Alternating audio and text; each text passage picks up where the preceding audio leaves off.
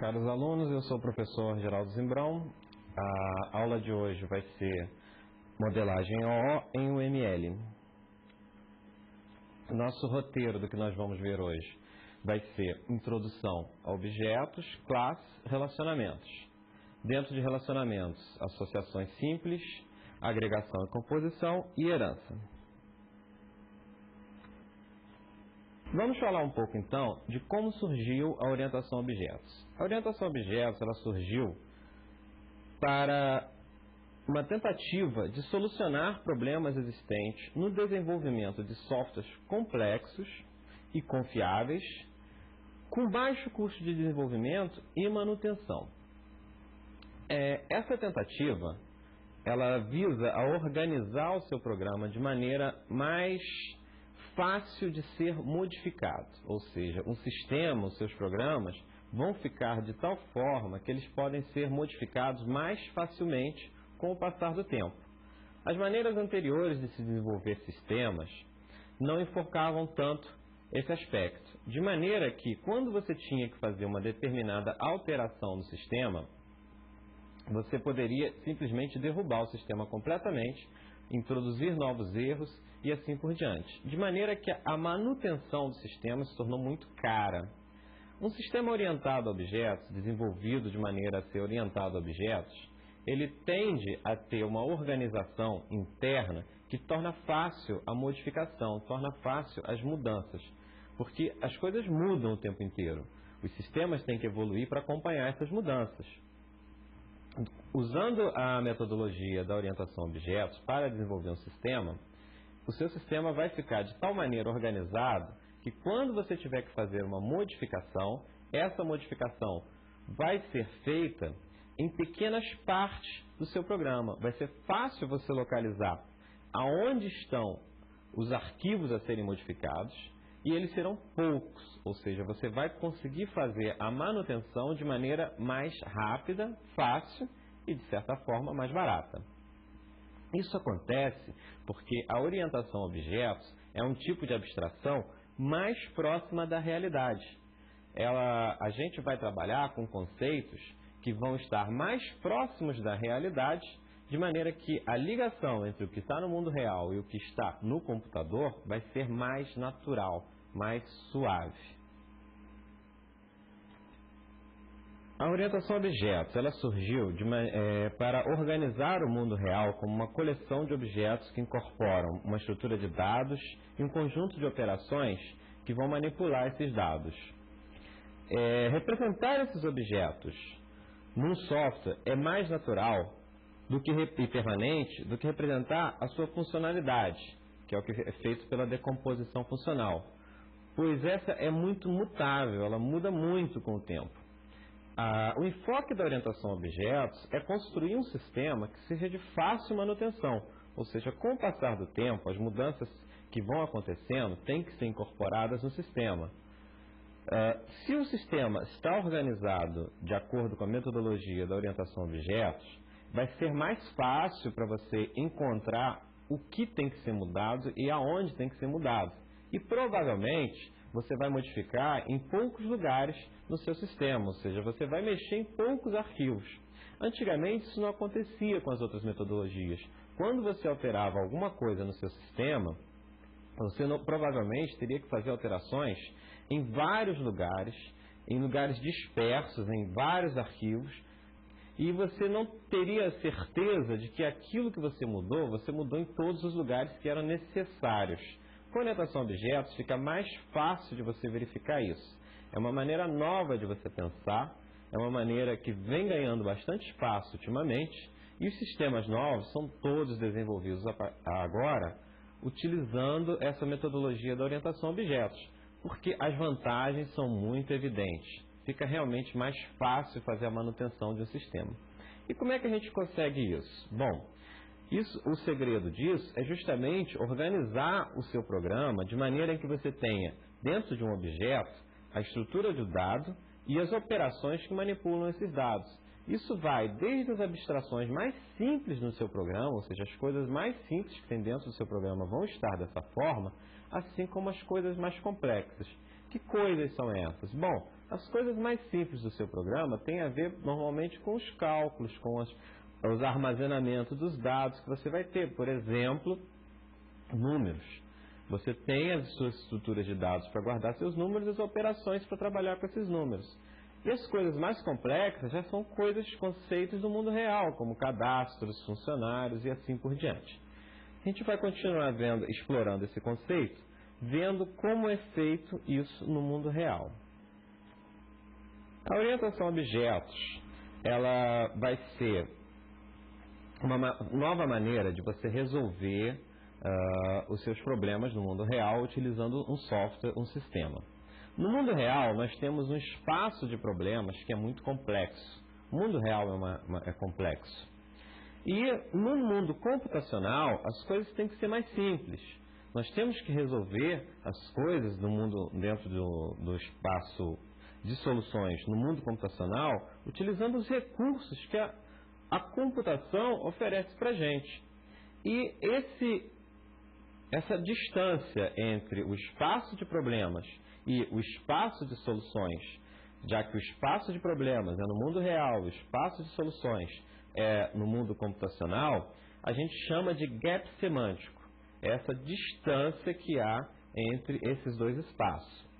O que a gente tem que fazer, então, para trabalhar na solução de um problema do mundo real utilizando computadores? A gente tem que abstrair.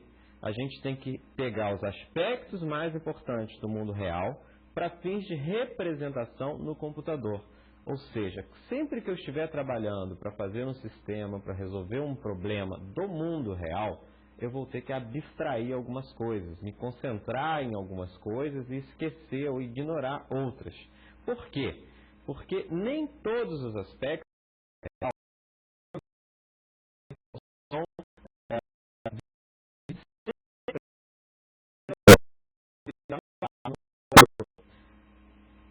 Então, o que a gente faz normalmente é se concentrar nos aspectos mais relevantes, nos que realmente importam para a solução e ignorar os detalhes que não ajudam a solução e que iriam complicar demais ou seriam mesmo inviáveis de serem representados no computador. Bom, na orientação a objetos, nós temos objetos e operações no mundo real, e nós vamos mapear isso para dentro do nosso sistema, utilizando uma técnica especial para fazer esse tipo de mapeamento. Como isso é feito? Através da abstração. Então, os objetos do mundo real vão ser representados no computador por equivalentes do mundo computacional. Essa equivalência é feita através da orientação a objetos. Por isso daí que vem o nome da orientação a objetos. Nós vamos trabalhar dentro do nosso sistema utilizando objetos que têm um significado no mundo real. Então nós podemos dividir aqui nessa transparência aqui, objetos e operações do mundo real e objetos e operações abstratas no mundo computacional. Tudo isso mapeando o problema. E do outro lado, da solução, nós temos objetos do mundo real, onde há uma interpretação humana dos resultados, e do nosso sistema nós vamos ter dados de saída, que vão ser também interpretados como sendo o resultado do sistema.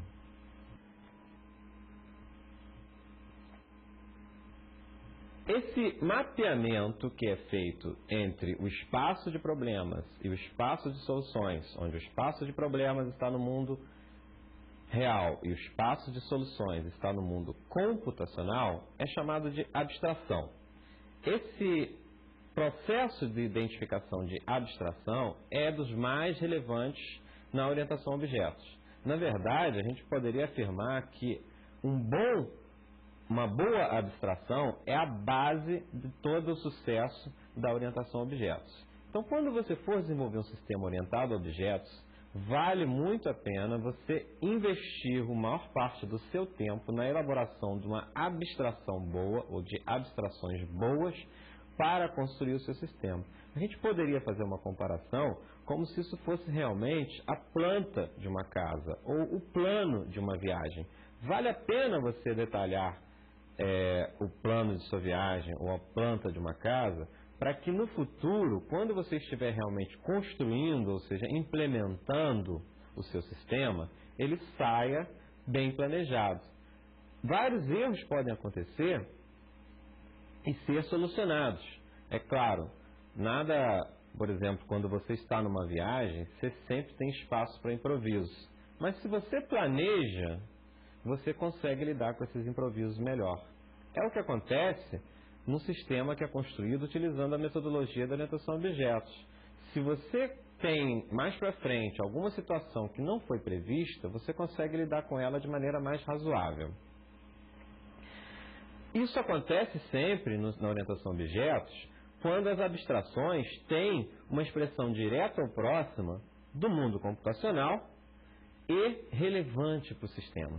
Ou seja, você abstrai exatamente do jeito que é no mundo real e principalmente do jeito que precisa ser guardado, armazenado para uso dentro do sistema, para que o sistema possa tratar essas informações.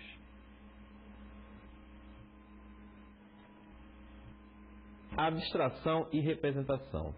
Nós vamos dar uma olhada então nesses dois conceitos, porque eles estão intimamente relacionados. Eu faço uma abstração de alguma coisa do mundo real e de alguma forma eu vou representar isso, seja utilizando um diagrama, palavras, qualquer coisa. Bom, na orientação a objetos, a gente vai ter uma série de diagramas que vão servir para capturar essas abstrações que são feitas no mundo real. Em dado momento, esses diagramas vão se tornar programas, vão se tornar parte de software, parte do sistema que vai resolver o nosso problema. Mas, numa etapa anterior, nós temos uma série de abstrações que vão ser representadas através de diagramas. Na nossa aula de hoje, nós vamos dar uma olhada nesses diagramas. Bom, voltando então para abstração e representação. Uma vez que eu observo uma determinada entidade, um avião, por exemplo, eu identifico que aquilo ali é um avião, né? Eu imagino que aquilo ali é um avião, faço a abstração do que é um avião e represento essa abstração usando as coisas que me interessam saber de um determinado avião. Se eu estou à toa olhando para um avião, eu não tenho muito interesse em saber qual é o número do avião, qual é a marca, qual é a companhia que fabricou o avião. No máximo, provavelmente, eu vou querer saber qual é a companhia aérea daquele avião. Agora, se eu estou fazendo um sistema que faz controle de alguma outra coisa do avião, por exemplo, que controla peças do avião, eu tenho que saber exatamente qual é o fabricante do avião, qual é o ano do avião, quais as manutenções que foram feitas naquele avião. Então, há uma série de detalhes que são relevantes quando você está com a cabeça pensando em uma coisa, quando você está com a cabeça pensando em outra coisa. Essa representação da abstração vai ser utilizada justamente para capturar esses detalhes.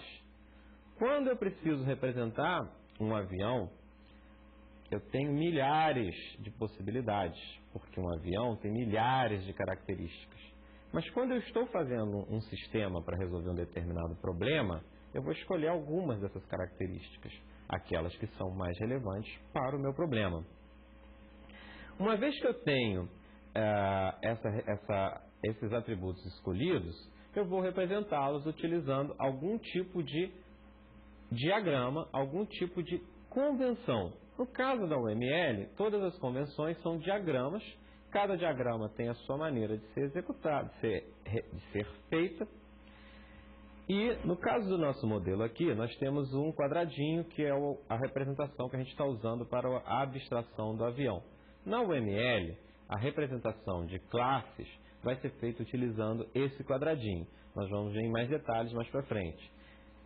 Essa representação vai conter as informações que eu preciso no meu sistema para representar o conceito do avião, ou seja, a abstração que eu vou fazer do avião do mundo real. Porque eu não posso colocar um avião do mundo real representado no meu sistema. Bom, modelos e abstrações. Todo modelo é uma abstração de algo que existe ou se imagina que possa existir no mundo real. vai ser uma representação das coisas do mundo real. A abstração em si, ela é o processo mental de separar um ou mais elementos de uma totalidade complexa. É aquilo que eu disse, eu vou esconder determinadas coisas e outras eu vou representar. Ela é feita de forma a facilitar a compreensão por meio de um modelo. Ela tenta focalizar o essencial e ignorar propriedades acidentais ou não interessantes ao modelo, ou seja, coisas que não vão me ajudar a resolver o problema. Eu vou simplesmente ignorar essas coisas ou vou representar apenas o que me interessa, o que me ajuda na minha solução. A modelagem utilizando o ML, como eu disse, ela vai ser feita através de vários modelos, vários diagramas que a gente vai ver hoje, o diagrama de classes e objetos. A UML, essa sigla quer dizer Unified Modeling Language, ela foi surgiu no meio dos anos 90 e representou o esforço conjunto de vários pesquisadores, notadamente 3 deles, que tinham desenvolvido várias metodologias no início dos anos 90, várias formas de se representar objetos e chegaram à conclusão de que seria interessante ter uma coisa unificada. Daí surgiu a UML. Ela utilizou as técnicas mais populares e inclusive acrescentou depois alguns diagramas novos, né, que não estavam na especificação inicial, e ela se tornou, no fim das contas, uma linguagem para a especificação de grandes sistemas, e com todas essas características desejáveis que eu falei. A representação uniforme e gradual do conhecimento sobre o sistema, uma representação mais próxima da realidade, uma representação onde as mudanças que devem ser feitas vão ser feitas em partes conexas dos sistemas, ou seja, em partes próximas do seu sistema, de maneira que você consiga, no futuro, quando for fazer uma alteração do seu sistema, identificar facilmente quais diagramas você tem que mexer, quais partes da sua modelagem que você fez você vai ter que mexer e, consequentemente, quais programas, quais arquivos você vai ter que mexer quando for fazer uma alteração, uma manutenção, uma evolução do seu sistema. Então vamos começar então com o conceito inicial do que é um objeto. O que é um objeto? Um objeto, no fim das contas, é uma coisa. Uma coisa não define exatamente o que é um objeto, né? Uma coisa é uma palavra, é um sinônimo para objeto nesse caso. Bom, o objeto ele pode ser uma entidade física, ele pode ser uma entidade conceitual, pode ser uma entidade de software, pode ser alguma coisa que a gente queira se lembrar. Então, na verdade, um objeto é algum conceito do mundo real, é alguma coisa do mundo real que é relevante para a gente nos nossos espaços de solução, ou seja, que a gente precisa ou que gostaria de ter armazenada, trabalhada, processada de alguma forma por um computador. No mundo real, um objeto, por exemplo, um caminhão, ele vai ter uma série de características. No mundo computacional, ele vai ter uma outra série de características que são relativas ao mundo computacional, que são características próprias do mundo computacional. De qualquer maneira, todos os dois continuam sendo um objeto. São coisas do mundo real. Bom, e o que é um objeto do ponto de vista computacional, ou seja, dentro de um sistema? Bom, um objeto ele vai possuir identidade, estado e comportamento. Numa mesma entidade, então, eu vou encapsular estado e comportamento. E de alguma forma eu vou conseguir identificar isso aí. O estado de um determinado objeto vai ser caracterizado pelo valor de seus atributos. E o seu comportamento vai ser caracterizado, definido, pelo seu conjunto de métodos e operações. A maneira que isso é feito dentro de um sistema de computação varia de uma linguagem para outra. Ou seja, a maneira de você implementar isso varia de uma linguagem para outra. Tem aspectos da sintaxe, da linguagem e por aí vai. Mas o conceito de objeto dentro de um sistema é esse. Vai ser alguma coisa que vai encapsular, vai agrupar estado e comportamento. Estado definido através de valor de seus atributos e comportamento definido através de funções, de métodos e operações. Ou seja, no fim das contas, é uma forma de você organizar o seu programa onde você consegue colocar junto dados e funções que têm alguma coisa a ver em comum. Que coisa é essa? Eles representam um objeto. Isso é feito através do encapsulamento. O que é esse encapsulamento? O encapsulamento na orientação a objetos significa basicamente o seguinte: um objeto ele vai ter determinados atributos. Em qualquer linguagem de programação, esses atributos em algum momento serão variáveis, serão campos que vão armazenar valores. O encapsulamento num objeto vai garantir que esses valores só podem ser alterados através das operações definidas pelo conjunto de métodos do objeto. Ou seja, eu não posso, num determinado momento do meu programa, alterar o valor de um objeto a não ser pela operação, por alguma operação definida para aquele objeto. Essa disciplina, digamos assim, vai fazer com que os meus programas sejam realmente mais fáceis de serem mantidos. Agora, criar esse conceito é que é o processo de abstração e ele tem que ser feito com muito cuidado. Bom, voltando então para o caso dos atributos de um objeto, o conjunto de atributos de um objeto vai definir o estado de um objeto.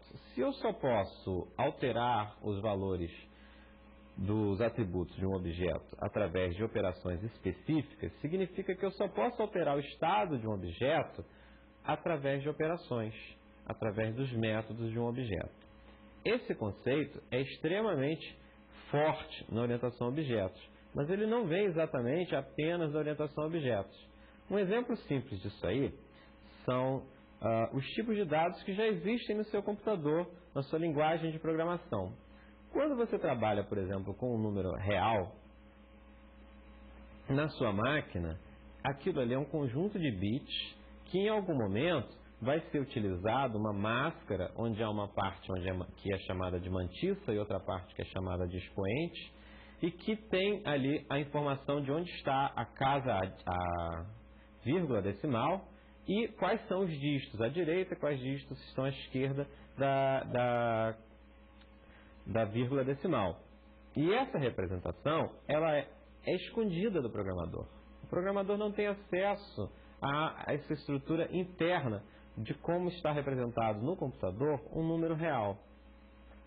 Mas o programador pode utilizar as operações básicas: somar, multiplicar, subtrair, dividir, trocar o sinal e algumas outras operações, atribuir, zerar e por aí vai. Então, eu não consigo mexer na representação interna de um número real diretamente. Eu só consigo mexer nessa representação através das operações básicas.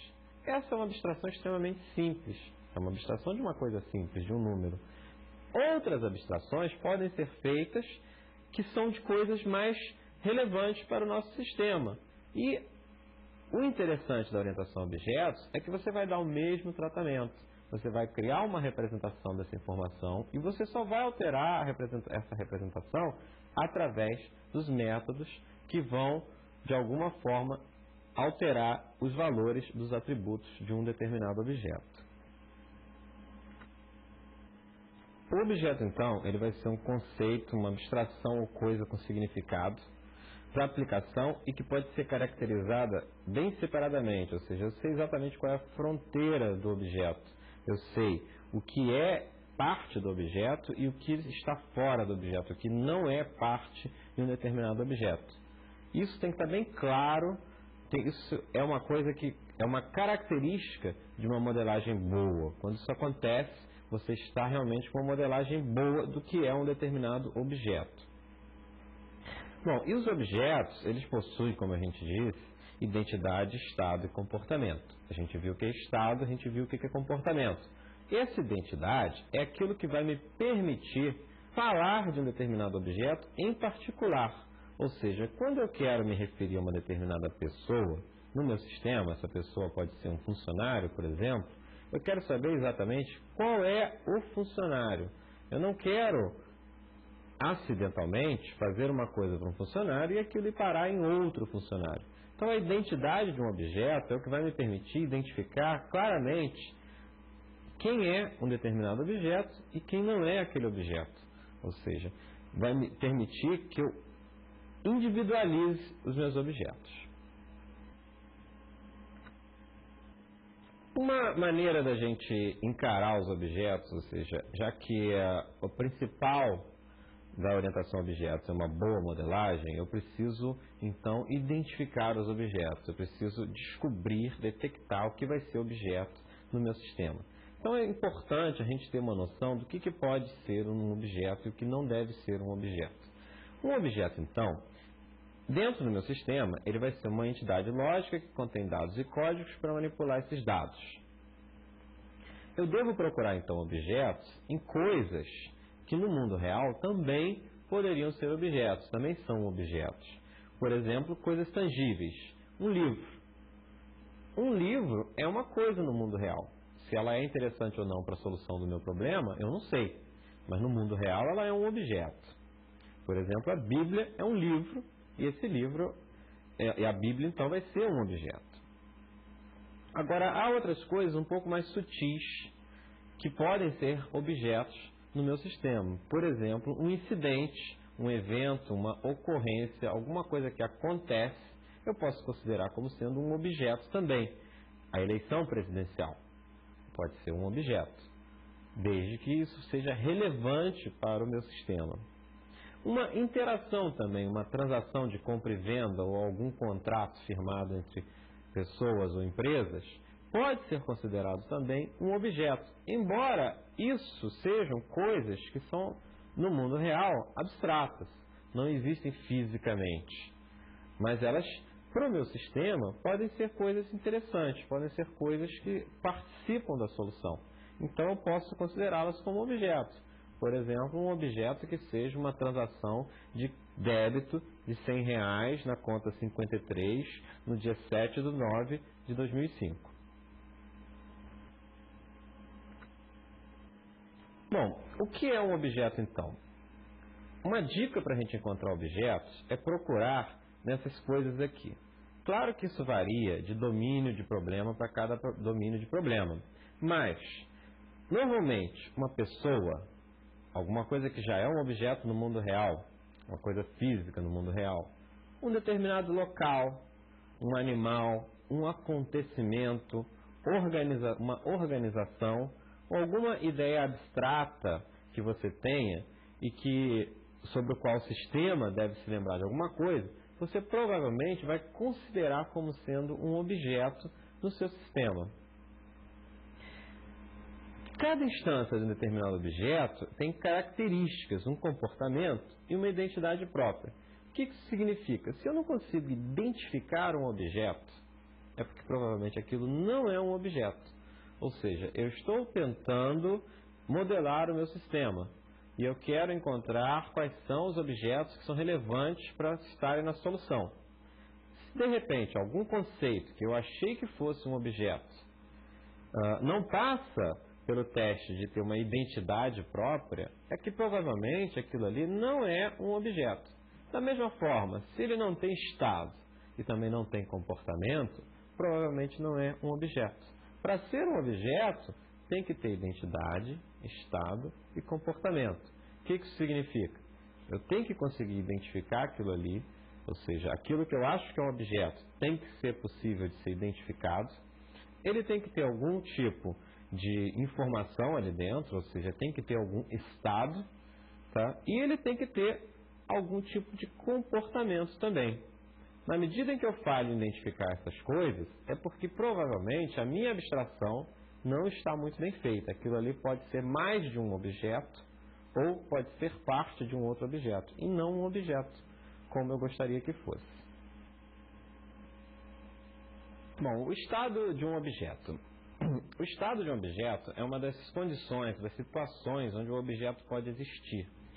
Isso é uma coisa interessante, porque ela tem que ser bem mapeada com o que acontece no mundo real mas ela tem que ser também relevante para o meu sistema. Há estados de objetos no mundo real que não são relevantes para o meu sistema. Claro, porque eu disse que algumas características de um determinado objeto que existem no mundo real não fazem parte da solução, não ajudam na solução do meu sistema. Se o que determina o estado de um objeto é o valor de suas características, se essas características não fazem parte da solução, o estado associado a essas características também não vai fazer. Um exemplo disso aí é aquela história do copo. Tem pessoas que quando olham um copo cheio, um copo pela metade, dizem que o copo está meio cheio e outros dizem que ele está meio vazio. Então, um dos atributos de um copo é a quantidade de coisa que tem lá dentro, de líquido que tem lá dentro. Mas, para um determinado sistema, é mais importante saber se ele está cheio, se ele está vazio, ou precisamente qual é a quantidade de líquido que tem lá dentro. Então, dependendo do que você quer fazer no seu sistema, você vai ter estados do mundo real mapeados para estados dentro do seu sistema. É importante que a gente se lembre sempre que um objeto no sistema, no fim das contas, vai ser representado por alguma coisa numa linguagem de programação que, no fundo, são variáveis, ou seja, os atributos de um objeto, no final das contas, vão ser variáveis dentro de um programa. O valor dessas variáveis é que vai determinar o estado de um objeto num determinado instante. Normalmente, então, o estado de um objeto muda com o tempo. Por quê? Porque o valor desses atributos, dessas variáveis, vão mudar com o tempo. Só que existem estados que não são válidos para um determinado objeto. Então, eu tenho que garantir no meu sistema que um objeto sempre seja alterado de tal maneira que ele pule de um estado para outro válido. Vou dar um exemplo para clarificar essas ideias. Imagine que você tem um objeto extremamente simples, que seria uma data. Uma data, ela pode ser representada por 3 números, dia, mês e ano. Só que nem todos os números são válidos para dia, nem todos os números são válidos para mês, nem todos os números são válidos para ano, pelo menos não para a solução, para o espaço de solução que a gente está tratando, num determinado sistema. Então, o que acontece é que um conjunto de 3 números não é necessariamente uma data. Agora, uma vez que eu tenha um objeto data e ele tem dentro dele 3 números armazenados, guardados, eu vou querer que esse objeto altere o valor desses números apenas de maneira coerente. Ou seja, se ele é uma data, eu faço uma determinada operação que altera e produz uma outra data. Por exemplo, some 30 dias, ou some 1 ano, ou veja quanto dá 3 trimestres à frente, ou quantos dias há entre 2 datas. Ou seja, eu quero coisas que façam sentido e que produzam resultados que continuem válidos. Eu não quero jamais que seja possível registrar no sistema o dia 30 de fevereiro, porque o dia 30 de fevereiro não existe. O comportamento do objeto determina, então, exatamente como que um objeto reage.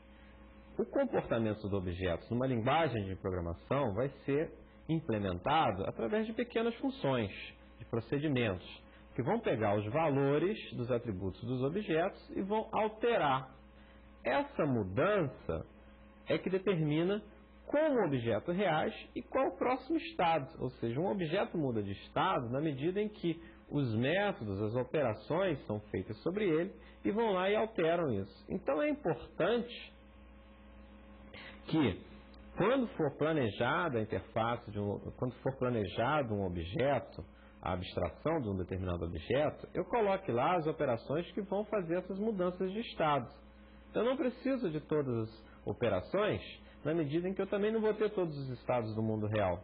Mas eu preciso ter algumas operações que são as operações relevantes para a solução do meu problema. Essas operações que eu defini como sendo parte do meu objeto, como sendo parte do que eu entendo por aquele objeto, elas vão determinar como esse objeto interage com os outros, como os outros objetos interagem com eles, e vai definir também como um objeto reage aos pedidos de outros objetos. Por exemplo, o caso da data. Se eu digo que há um operador para somar dias a uma determinada data, as outras partes do meu programa, ou seja, outros objetos do meu programa, outras funções do meu programa, sempre que tiverem uma data, vão poder pedir a essa data para que você some 30 dias. E aí você vai ter como resultado uma outra data.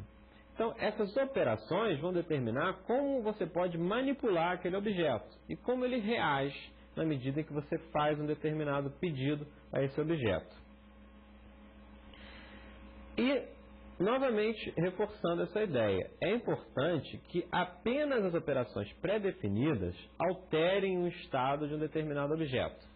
Por que isso? Voltando para o exemplo da data. Se eu não quero jamais que alguém crie a data 30 de fevereiro, eu não devo deixar que uma pessoa possa, um programador, e aí eu digo um programador, um programador, vá no meu programa em determinado momento e atribua diretamente um valor ao mês, sem verificar se aquilo ali é realmente uma data.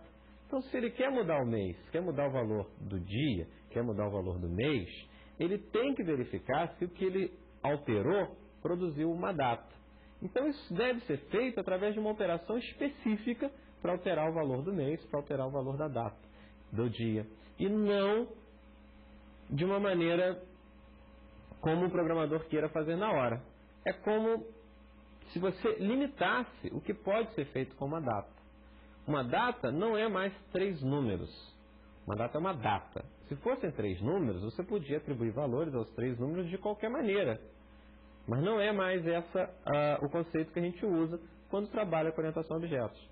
Quando a gente trabalha com orientação a objetos, a gente deve frisar bem isso, deve dar bastante atenção a isso. Eu vou ter dados armazenados nos atributos de um determinado objeto e esses valores, esses dados, só podem ser alterados através de operações pré-definidas. Por isso é muito importante o planejamento. Se ficar faltando uma determinada operação, eu vou ter que me virar lá na frente, vou ter que escrever isso, vou ter que acomodar essa nova operação lá na frente no meu programa. Então vamos ver então um exemplo real. A coisa onde você está sentado agora é um objeto. Eu não sei onde você está sentado, mas é um objeto isso aí.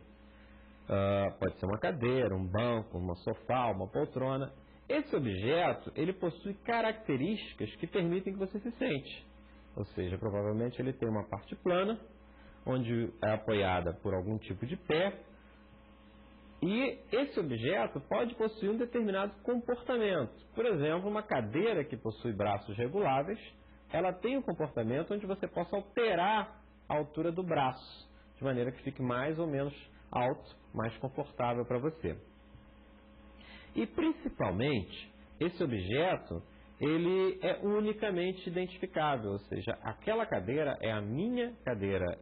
Esse poltrona, ou sofá onde você está sentado agora, é a sua poltrona, é o seu sofá, é aquele sofá, não é nenhum outro. Então isso faz com que ele obedeça as três, que ele satisfaça essas 3 características. Ele possui identidade, estado e comportamento. Logo, é um objeto. Vamos ver então o conceito de classes. Nos diagramas da UML, nós temos um diagrama chamado de classes e objetos, que é formado principalmente por objetos, classes e seus relacionamentos.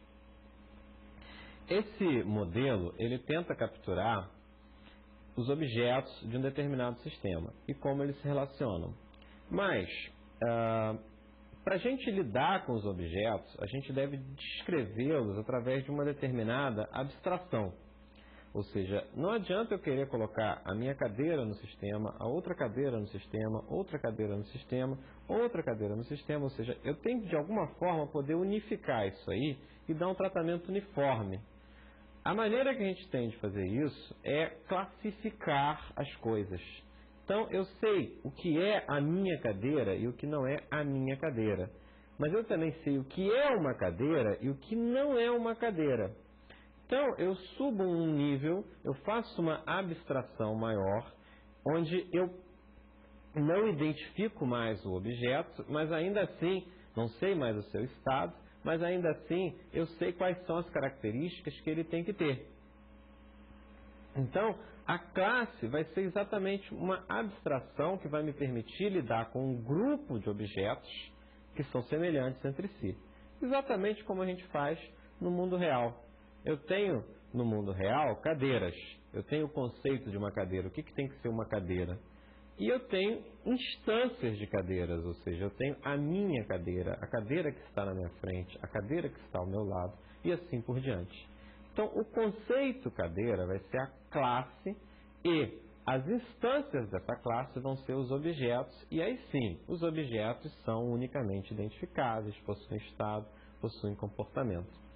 Eu sei que uma cadeira possui determinadas características, mas eu não preciso saber o valor dessas características quando eu estou, digamos assim, descrevendo o que é uma cadeira.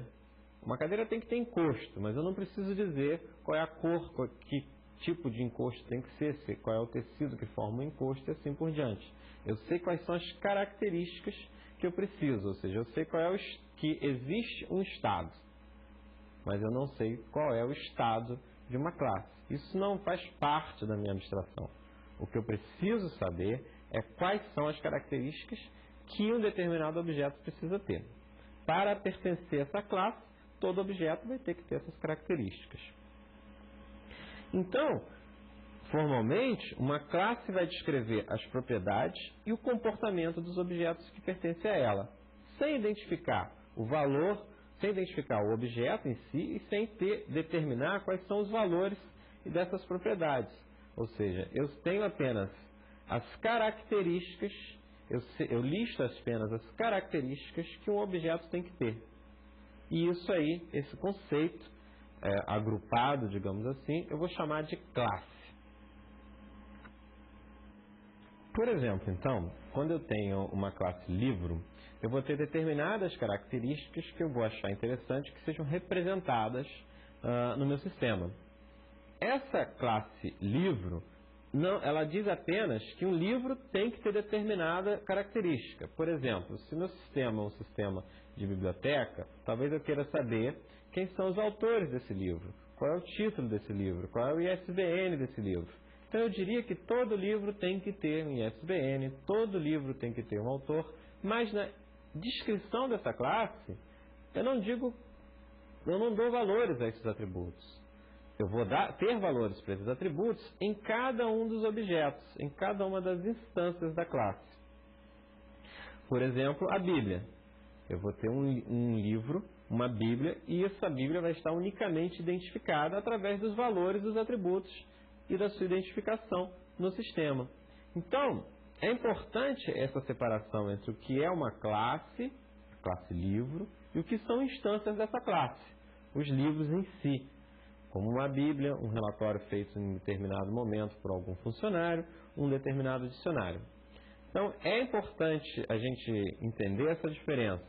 A classe é como se fosse uma forma, como se fosse um padrão, como se fosse um gabarito que me diz como as coisas, como os objetos daquela classe devem ser. Mas ela não dá os valores. Quem tem os valores, realmente, são as instâncias da classe.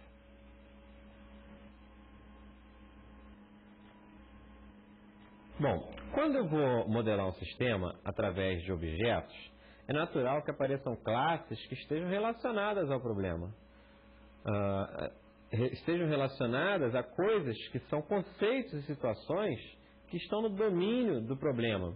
Porque eu não vou representar na solução do meu problema coisas que não estão relacionadas com o problema, embora elas possam existir realmente. Por exemplo, no caso de um livro possui capa, essa capa pode ser dura, pode ser capa de papel mais duro, né? Pode ser capa plástica, a encadernação pode ser em espiral, pode ser a encadernação costurada, pode ser outro tipo de encadernação, mas normalmente, Se eu estou fazendo um sistema de biblioteca que vai registrar apenas empréstimos e devoluções, eu não estou interessado nessas características. Da mesma forma, vai haver na biblioteca prateleiras e outros tipos de coisas. Essas classes, que na verdade são objetos no mundo real, não fazem parte do meu problema. O que faz parte do meu problema são as coisas que descrevem, são as classes que descrevem as situações do meu sistema. Por exemplo, também, quando eu vou modelar um sistema de administração de escolas, né, vai ser usado como classe, certamente, estudante, curso, matrícula, professor, currículo, né, e outras situações, livro-texto, e outros conceitos que estão ligados a essa administração escolar. Agora, muito provavelmente, não vai aparecer coisas como carteira, mesa, quadro negro e assim por diante, porque provavelmente eu não estou interessado em saber esse tipo de coisa, embora isso faça parte da escola. Um exemplo, então, do que seria a representação de uma classe no modelo da UML. Na notação da UML, eu tenho na parte superior o nome da classe. Nesse nosso exemplo aqui, em amarelinho, nesse quadrado amarelinho, está lá cidade. Na parte do meio desse quadradinho, eu tenho lá nome, população e área. São os atributos dessa classe. E, finalmente, no final, eu tenho as operações dessa classe. Desenhar, mudar a população, traça a rota para uma outra cidade. Então, na UML, na notação da UML, a representação de uma classe é essa caixinha, a amarela, né, dividida em 3 faixas. Na verdade, essa divisão só é necessária quando você vai representar os atributos e as operações.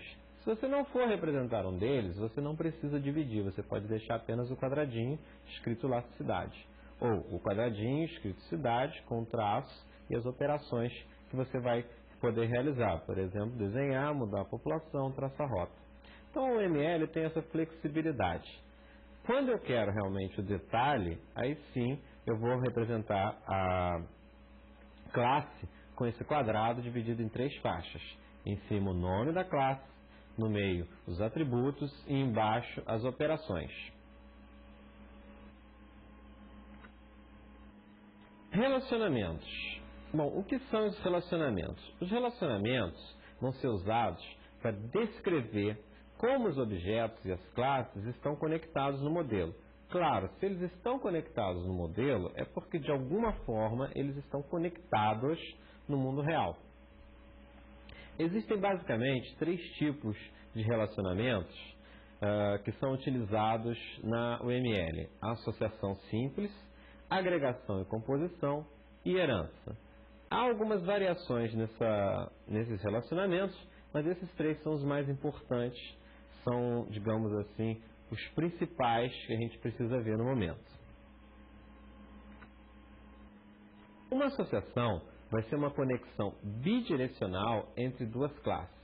Ou seja, quando eu digo que uma determinada coisa, um determinado objeto está associado ao outro, vale o contrário também. Esse outro está associado àquele primeiro. Por exemplo, supondo que país e cidade são classes num determinado sistema, ou seja, eu identifiquei que o meu sistema precisa guardar informações sobre países e eu identifiquei que o meu sistema precisa guardar informações sobre cidades e então eu modelei uma classe para país e uma classe para cidades, ou seja, se eles são objetos, vai haver uma classe para eles. E eu posso também na minha solução determinar que um país está associado a uma cidade que vai ser a sua capital. Então, essa associação, esse relacionamento é chamado de associação simples. Um país possui uma capital que é do tipo que é uma classe, é um objeto da classe cidade. Nesse relacionamento exemplo que a gente viu, eu tenho o conceito de papel. Por quê? Não basta associar o país com a cidade, ou seja, Rio de Janeiro e Brasil. Qual é a relação entre eles? Rio de Janeiro não é a capital do Brasil, então não está implícito que quando eu associo uma cidade a um país, eu tenho o significado dessa associação. Então, o significado dessa associação vai ser chamado de papel. Qual é o papel que essa associação tem entre esses dois objetos? Então, no relacionamento entre duas classes, cada uma vai desempenhar um papel específico. Então, eu vou ter um relacionamento e esse relacionamento vai ter papéis para cada uma dessas classes. Esse papel, sempre que possível, deve ser explicitado no modelo. Claro que, muitas vezes, ele é desnecessário que você explicite. Outras vezes, é imprescindível que você explicite esse papel. Outras informações devem ser registradas no meu modelo, como multiplicidade e navegabilidade. A multiplicidade se refere a quantos objetos podem fazer parte desse relacionamento. Basicamente, isso quer dizer, no nosso exemplo de país e capital, um país, quantas capitais ele pode ter? Uma capital, pode ser uma cidade, pode ser capital de quantos países? Então, a multiplicidade vai responder a essa pergunta. E a navegabilidade, que conceito é esse? Esse conceito de navegabilidade, ele é mais voltado para a implementação. Ele quer dizer o quê? Ele quer dizer como você pode identificar um objeto tendo o outro objeto. Ou seja, se eu sei qual é um determinado país, é possível determinar qual é a sua capital e vice-versa. Se eu sei uma capital, se eu sei que uma cidade é uma capital, eu posso determinar de qual país ela é. Então, essa navegabilidade explicita no modelo como eu posso, tendo um determinado objeto, identificar o outro ou os outros que fazem parte desse relacionamento. Vamos ver um exemplo, então, de associação. Novamente, nesse exemplo de país e cidade, eu tenho aqui que um determinado país possui uma capital. Então, a cidade desempenha o papel de ser capital de um determinado país. E o país tem uma capital. Então, a maneira que eu olho para esse relacionamento determina qual é o papel de cada classe no relacionamento. Então, a cidade é a capital de um determinado país e um país possui uma capital.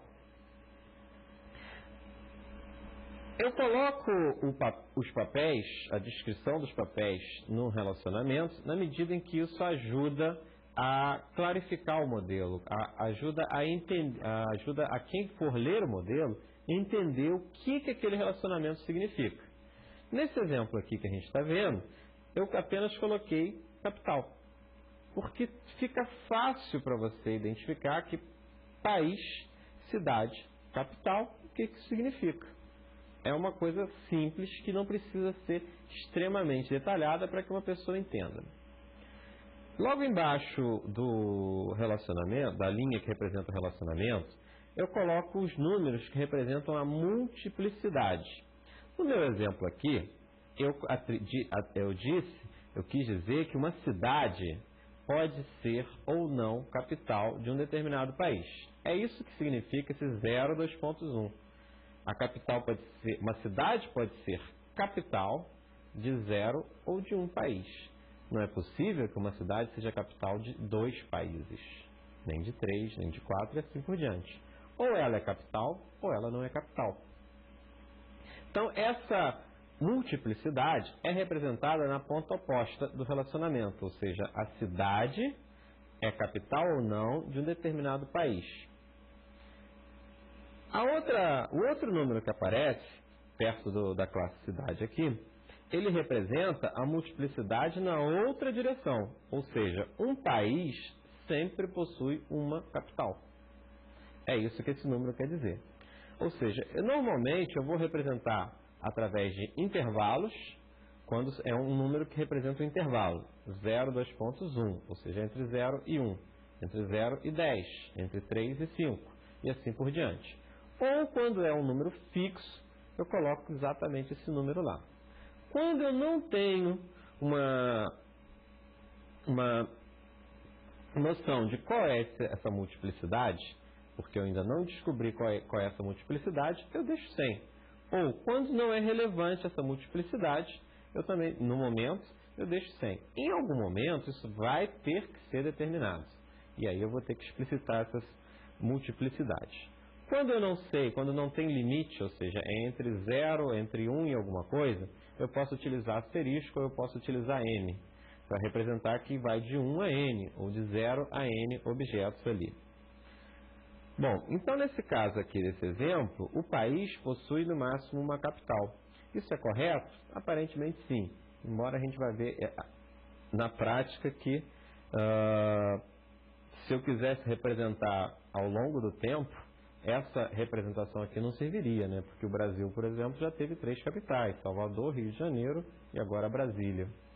Então essa modelagem ela é adequada para eu representar a capital atual do Brasil, mas não é adequada para representar históricos.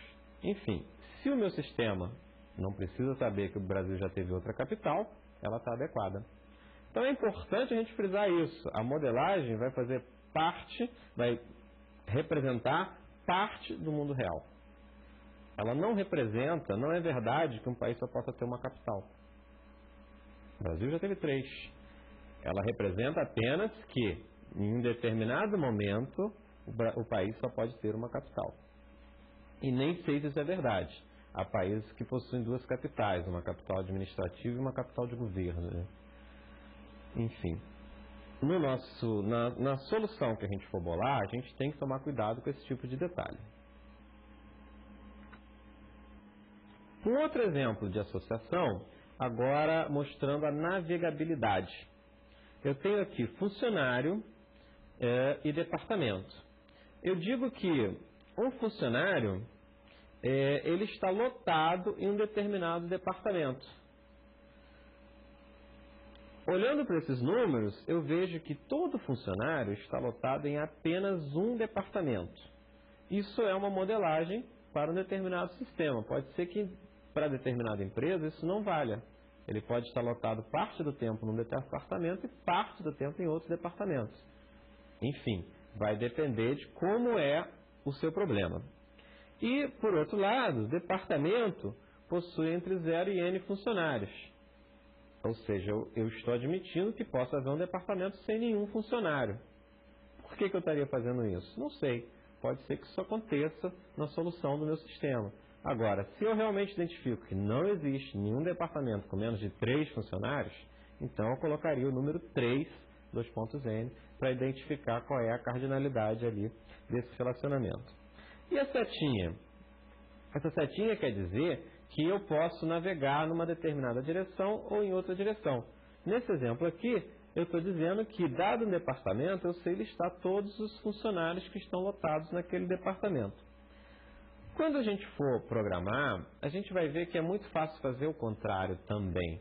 Então, normalmente, essa setinha não é muito utilizada no modelo, no início da modelagem. Por quê? Porque ela já está mais relacionada a aspectos de implementação. Normalmente, as duas, é possível sempre você, dado um funcionário, saber qual é o departamento, dado um departamento, saber quais são os funcionários. Sempre é possível você fazer esse mapeamento entre duas classes que fazem parte de um determinado relacionamento. Então, essa noção de navegabilidade, ela, na verdade, ela diz que é fácil você, dado uma classe, um determinado objeto de uma classe, você saber quais são os objetos da outra classe que fazem parte daquele relacionamento. Ou seja, é mais uma indicação na hora da implementação. Vamos ver então agora o outro tipo de relacionamento, que é a agregação e composição. A agregação e composição, ela descreve o relacionamento da forma todo parte entre classes. Na verdade, há pequenas diferenças entre agregação e composição que no momento não são relevantes para a gente. Vamos nos concentrar então nesse relacionamento, nessa descrição de relacionamento todo parte entre determinadas classes. O todo parte significa que um determinado objeto faz parte de um outro objeto. Ou seja, um objeto é composto de outros objetos. Então, na composição, nós entendemos que um objeto complexo é formado de um conjunto de outros objetos. Vamos dar um exemplo prático disso. Um microcomputador. Um microcomputador, ele é um objeto, sim, mas ele é formado por outros objetos, que são perfeitamente identificáveis. Por exemplo, eu tenho o monitor, eu tenho o teclado, eu tenho o mouse, eu tenho a CPU, eu tenho a memória, tenho o disco rígido, tenho o drive de CD-ROM e assim por diante. Então eu tenho partes que constituem esse objeto microcomputador. Mas cada uma dessas partes em si são objetos também. O teclado tem características próprias, comportamento próprio, o monitor da mesma forma, o drive da mesma forma e assim por diante. Então são objetos que juntos formam um outro objeto. E nota que quando eu junto esses objetos, o comportamento pode mudar. Ou seja, um micro é capaz de coisas que um teclado não é capaz de fazer. Então, no meu sistema, eu vou tentar capturar esse tipo de composição que existe no mundo real, claro, olhando apenas os aspectos que são relevantes na solução do meu problema, usando esse relacionamento de agregação e composição. Ou seja, sempre que eu quiser representar que uma coisa é feita por outra e essas outras coisas são complexas o suficiente para ter identidade, estado, comportamento, ou seja, são objetos também, eu devo utilizar o conceito de agregação e composição. O processo reverso da composição é a decomposição. Ou seja, eu posso tanto dizer que juntando um teclado, um monitor, um HD, uma CPU, uma placa-mãe, um gabinete, eu formo um computador, como eu posso dizer o contrário, um computador é formado pelos seguintes objetos. Monitor, teclado, mouse e assim por diante. Então eu posso ir tanto na direção da composição quanto da decomposição. Um exemplo de composição aqui seria o caso da cidade, que a cidade é formada por bairros. Um bairro já é uma entidade, digamos assim, complexa o suficiente para que eu tenha lá identidade, ou seja, eu consigo identificar um bairro perfeitamente, estado dos atributos de um bairro.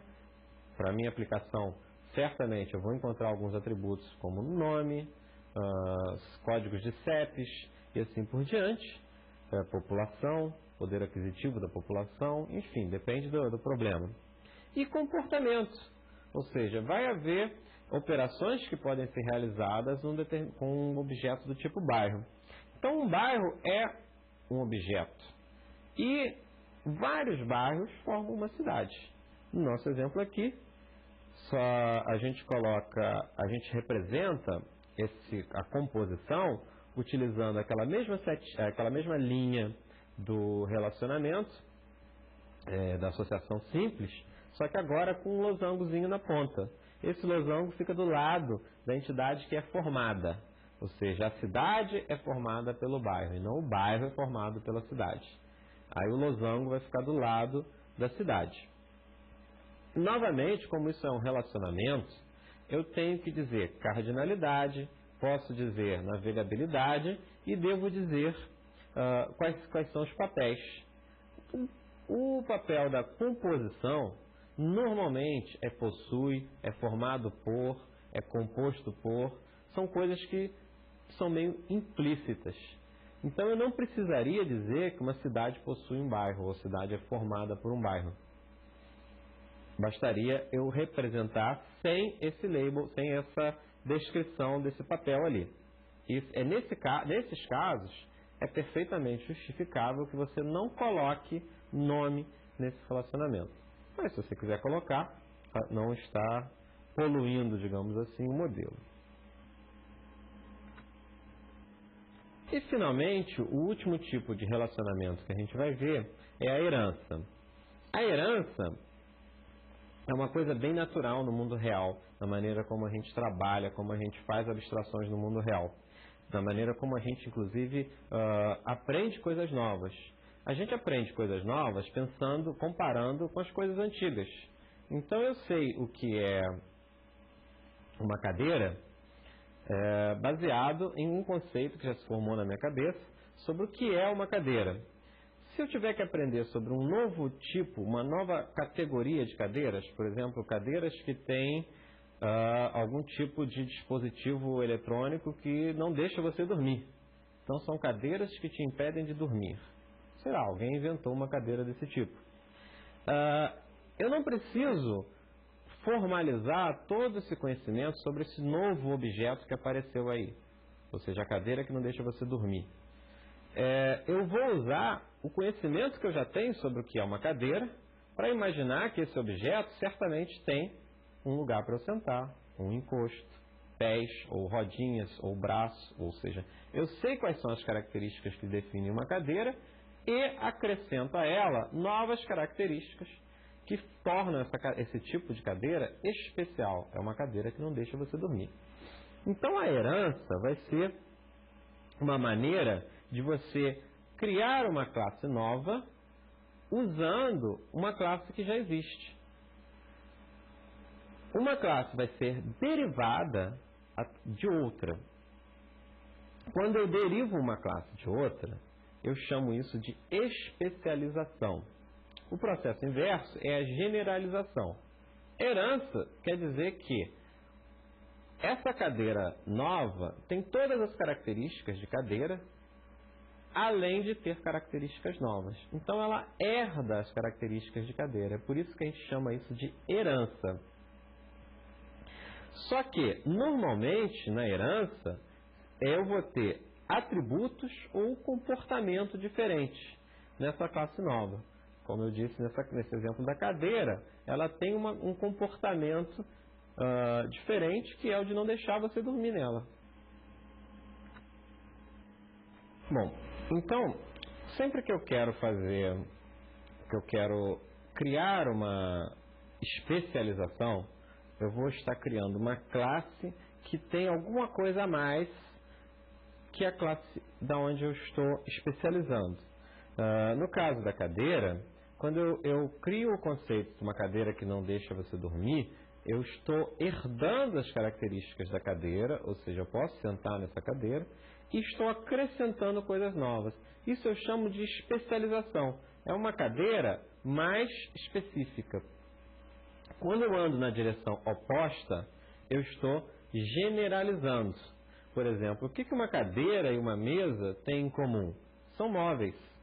Então, quando eu generalizo esse tipo de coisa, quando eu descubro o que há em comum entre determinadas classes e crio um conceito para representar isso, eu tenho a generalização.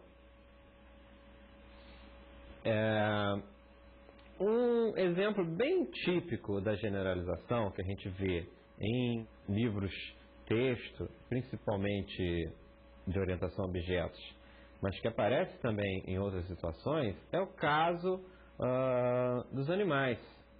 Os animais são classificados e cada classe de um determinado animal possui todas as características da classe ao qual ele pertence, que seria assim a sua generalização, e você pode ir especificando isso até chegar realmente no conceito da espécie de um determinado animal. Por exemplo, eu tenho mamíferos.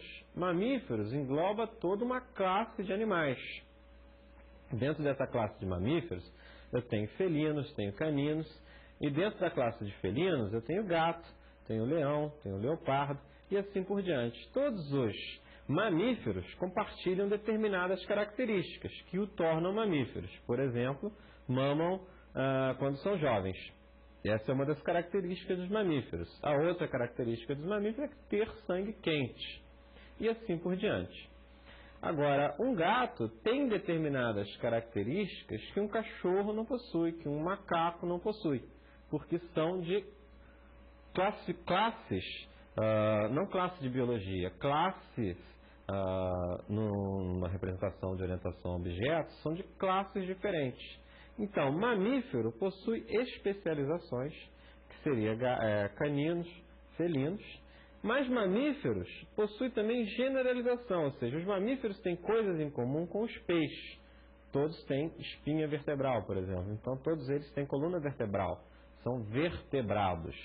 Então, há generalizações e especializações, na medida em que eu torno um conceito mais genérico ou mais específico.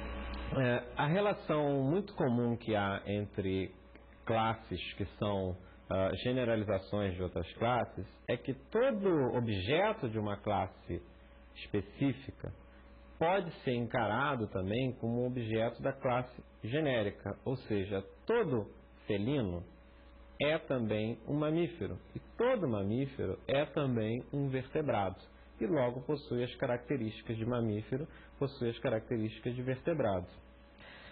Na modelagem da solução, usando a UML, nós devemos utilizar a generalização e a especialização de maneira a capturar as coisas que são relevantes para o sistema. Por exemplo, eu sei que todo funcionário é uma pessoa, que todo cliente é uma pessoa, mas talvez não seja interessante ter pessoa no sistema como sendo uma generalização de funcionário e cliente. Ou talvez seja. Depende da solução que o meu sistema vai ter. Ou seja, depende da solução do problema que eu estou atacando. Um exemplo de herança. Exatamente, a pessoa possui então atributos como nome, endereço e idade. O funcionário pode ser uma especialização de pessoa, com alguns atributos ou relacionamentos a mais, por exemplo, matrícula e departamento. São coisas que uma pessoa só tem se ela for funcionária de uma determinada empresa. O cliente também pode ser uma especialização de pessoa, e aí ele vai ter outros atributos. Por exemplo, a última vez que ele comprou alguma coisa, que ele fez alguma coisa na empresa.